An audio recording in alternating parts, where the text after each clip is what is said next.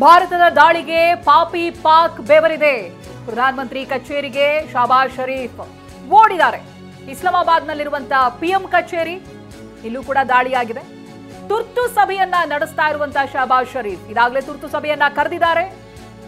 ಭಾರತದ ದಾಳಿಯ ಬೆನ್ನಲ್ಲೇ ತುರ್ತು ಸಭೆಯನ್ನ ಕರೆದಿರುವಂತಹ ಪ್ರಧಾನಮಂತ್ರಿ ಕಚೇರಿಯ ಕಡೆಗೆ ದಾಪುಗಾಲಿಟ್ಟಿದ್ದಾರೆ ಶಹಬಾಜ್ ಶರೀಫ್. ಇಸ್ಲಾಮಾಬಾದ್ನಲ್ಲಿದೆ ಪಿಎಂ ಕಚೇರಿ. ತುರ್ತು ಸಭೆಯನ್ನ ನಡೆಸಲಾಗ್ತಾ ಇದೆ. ದಾಳಿಯ ಮೇಲೆ ದಾಳಿ ಆಗ್ತಾ ಇದ್ರೂ ಕೂಡ ಅದಕ್ಕೊಂದು ಪ್ರತ್ಯುತ್ತರವನ್ನ ಕೊಡೋದಕ್ಕೆ ಪಾಕಿಸ್ತಾನದಿಂದ ಸಾಧ್ಯವಾಗ್ತಾ ಇಲ್ಲ. ಆಂಟಿ ಡ್ರೋನ್ ಸಿಸ್ಟಮ್ ಕೂಡ ಫೇಲ್ ಆಗಿದೆ. ಅದರ ರಿಸಲ್ಟ್ ನಾವು ನೋಡ್ತಾ ಇದ್ದೀವಿ ಕಣ್ಮುಂದೆನೆ. ಬೇರೆ ಬೇರೆ ಭಾಗಗಳಲ್ಲಿ ಯಾವ ರೀತಿಯಾಗಿ ದಾಳಿ ಆಗಿದೆ.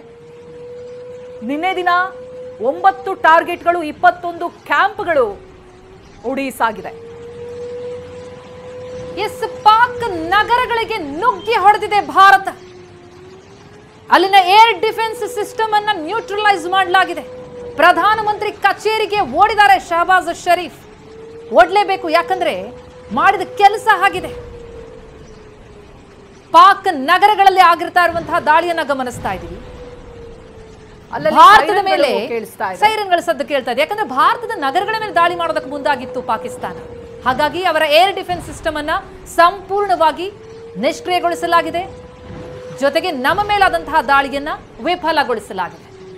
50 ವರ್ಷದ ಹಿಂದೆ ಭಾರತ ಯೋಚನೆ ಮಾಡ್ತಿದ್ದಂತ ರೀತಿ ಬೇರೆ, ಇವಾಗ ಬೇರೆ ಇದೆ. ಬಹುಶಃ 50 ವರ್ಷದ ಹಿಂದಿನ ಭಾರತ ಈಗೂ ಕೂಡ ಇದೆ ಅಂತ ತಿಳ್ಕೊಂಡಿದ್ರೆ ಅದು ತಪ್ಪು.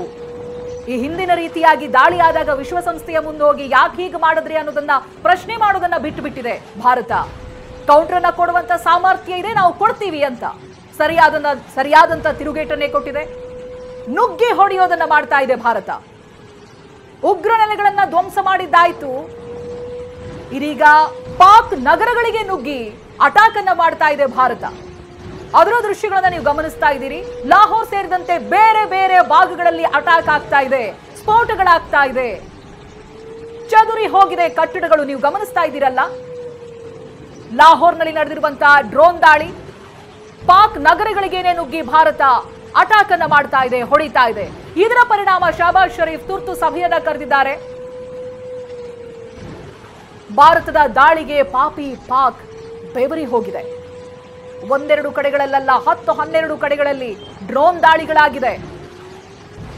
ಇದರಿಂದ ಬೆಚ್ಚಿ ಬಿದ್ದಿದೆ ಪಾಕ್. ಬಹುಶಃ ಕನಸು ಮನಸ್ಸಿನಲ್ಲೂ ಕೂಡ ಭಾರತದಿಂದ ಇಂಥ ಒಂದು ಪ್ರತಿಕ್ರಿಯೆ ಬರುತ್ತೆ ಅಂತ ಅಂದ್ಕೊಂಡಿರೋದಕ್ಕೆ ಸಾಧ್ಯನೇ ಇಲ್ಲ. ಅದಕ್ಕೆ ಕಾರಣ ಇತಿಹಾಸ.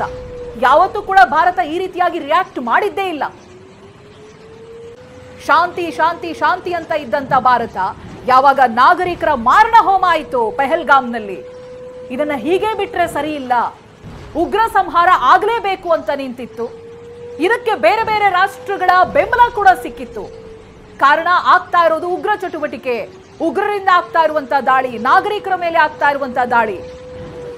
ರಕ್ತ ಹರಿಸಿತ್ತು ಪಾಕ್ ಪ್ರಚೋದಿತ ಉಗ್ರರಿಂದ. ಇದೆಲ್ಲದಕ್ಕೂ ಕೂಡ ಬಡ್ಡಿ ಸಮೇತವಾಗಿ ಈಗ ಭಾರತ ಉತ್ತರವನ್ನ ಕೊಡ್ತಾ ಇದೆ, ಅಖಾಡಕ್ಕಿಳಿದಿದೆ. ಆಗ್ಲೇ ಹೇಳಿದಾಗೆ ಆಪರೇಷನ್ ಸಿಂಧೂರ್ ಸ್ಟಿಲ್ ಆನ್ ನಡೀತಾ ಇದೆ ಕಾರ್ಯಾಚರಣೆ. ಕೇವಲ ಉಗ್ರರ ನೆಲೆಗಳು ಮಾತ್ರ ಅಲ್ಲ, ಲಾಹೋರ್ನಲ್ಲಿ ಕೂಡ ಡ್ರೋನ್ ಅಟ್ಯಾಕ್ ಆಗಿದೆ. ಇಸ್ಲಾಮಾಬಾದ್ನಲ್ಲೂ ಕೂಡ ಯುದ್ಧದ ಸೈರನ್ ಮೊಳಗಿದೆ. ಹೃದಯ ಭಾಗಗಳೇ ಛಿದ್ರವಾಗ್ತಾ ಇದೆ. ಇದನ್ನ ನೋಡಿರುವಂತಹ ಪ್ರಧಾನಿ ತುರ್ತು ಸಭೆಯನ್ನ ಕರೆದಿದ್ದಾರೆ. ಮುಂದೇನು ಅಂತ ಆಗ್ಲೇ ಹೇಳಿದಾಗೆ ಭಾರತದಂತ ಶಾಂತಿಯನ್ನೇ ನಂಬಿಕೊಂಡು ಶಾಂತಿಯನ್ನೇ ಸಾರುವಂತ ದೇಶ ಈ ರೀತಿಯಾದ ಒಂದು ಉತ್ತರವನ್ನ ಕೊಡುತ್ತೆ ಅಂತ ಯಾರೂ ಕೂಡ ಅಂದ್ಕೊಂಡಿರ್ಲಿಲ್ಲ. ಪಾಕಿಸ್ತಾನಕ್ಕೆ ಈ ಕಲ್ಪನೆ ಬಹಳ ದೂರ. ಈ ಹಿಂದೆಯೂ ಕೂಡ ಅಟ್ಯಾಕ್ ಆದಾಗ ವಿಶ್ವಸಂಸ್ಥೆಯ ಮುಂದೆ ಅದನ್ನ ಕೇಳ್ತಾ ಇದ್ರು, ಪ್ರಶ್ನೆ ಮಾಡ್ತಾ ಇದ್ರು ಹೊರತು ಇಂಥ ಒಂದು ತಿರುಗೇಟನ್ನ ಯಾವತ್ತೂ ಕೊಟ್ಟಿರಲಿಲ್ಲ. ಮುಟ್ಟಿ ನೋಡ್ಕೊಳ್ಳುವಂತ ತಿರುಗೇಟು, ನಮ್ಮನ್ನ ಮುಟ್ಟಿದ್ರೆ ಯಾವ ರೀತಿ ತಟ್ಟುತ್ತೀವಿ ಅಂತ ಹೇಳುವಂತ ತಿರುಗೇಟು. ಗಮನಿಸ್ತಾ ಇದ್ದೀರಲ್ಲ ದೃಶ್ಯದಲ್ಲಿ, ಪಾಕ್ನ ಹೃದಯ ಭಾಗ, ನಗರ ಭಾಗ, ಒಳಭಾಗದ ದೃಶ್ಯಗಳು.